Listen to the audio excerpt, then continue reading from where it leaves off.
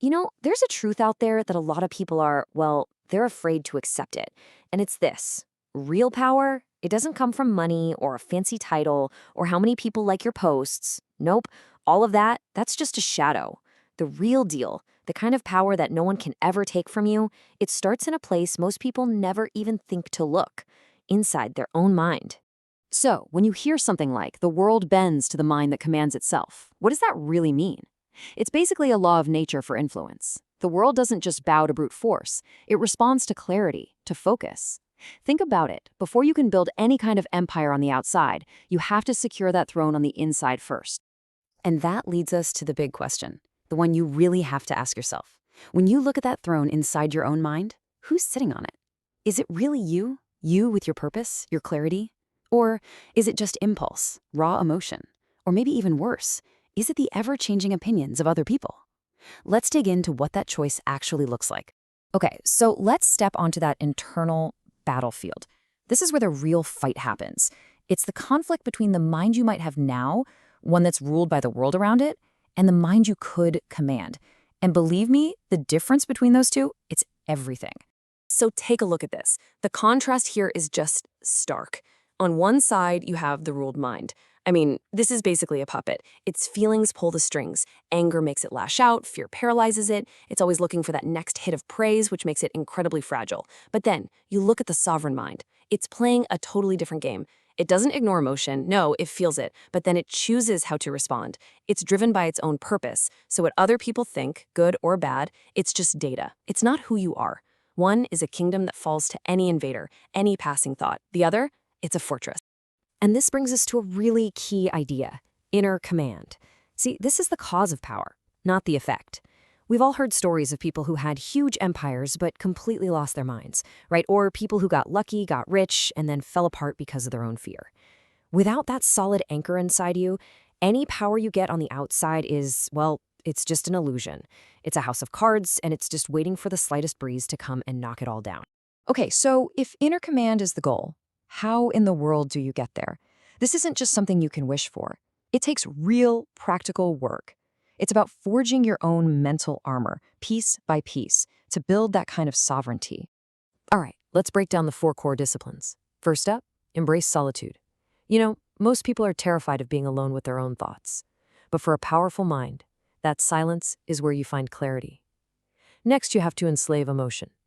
We'll get more into this, but it's about making your feelings work for you, not the other way around. Third, detach from opinion. This is huge. You let praise and criticism just roll off you. And finally, weaponize silence. While everyone else is talking, revealing their hands, you're observing. You're gaining power by just listening.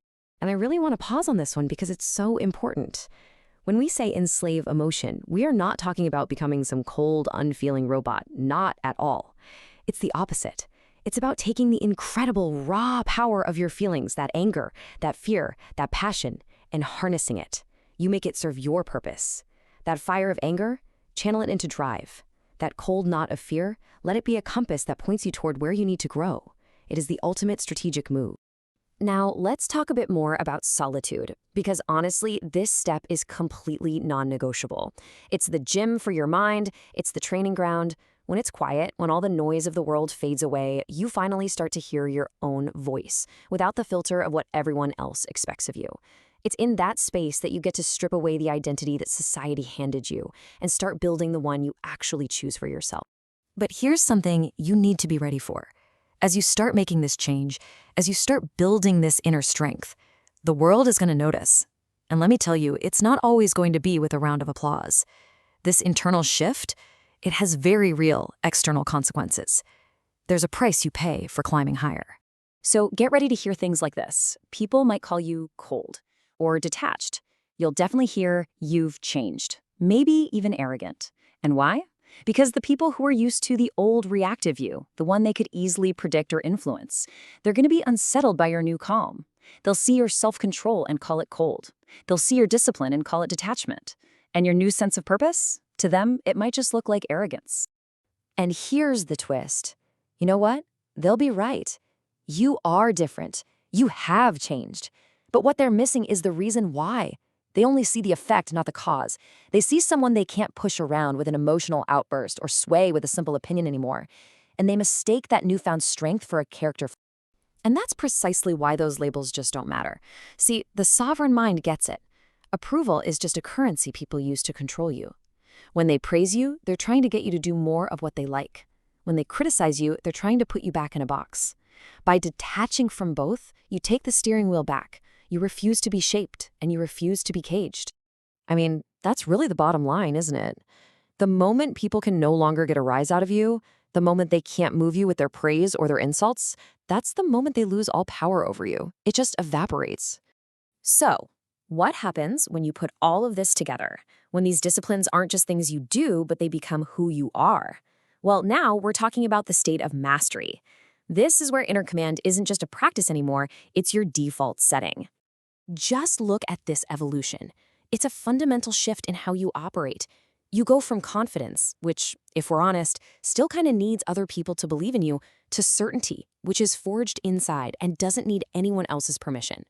You stop just reacting to whatever life throws at you and you start choosing your next move. You stop chasing things and you start attracting them. It's the difference between trying to push a boulder up a hill with brute force and becoming a center of gravity that just naturally pulls things into its orbit. And I love this idea that power isn't a crown you put on. It's an atmosphere you create. It's the aura around someone who simply cannot be moved. You've met people like this, right? There's just a presence about them, an unshakable core. They're so anchored in who they are that no storm, whether it's in their own head or in the world outside, can knock them off their scent. So this is what it all boils down to in that sovereign state. You stop fighting every little battle and you start positioning yourself strategically. Life stops being this chaotic free-for-all and it becomes more like a chessboard, where you can actually see the moves ahead. Your silence ends up having more weight than the loudest person's shouting. And maybe most importantly, the chase is over. You're not pursuing power anymore. You just are power. And so, we end up right back where we started. The whole game of life, of influence, of making an impact, it's won or lost in that quiet space inside your own head. It always has been. All that external stuff is just a reflection of your inner command. So the only question left to ask is, are you ready to take command?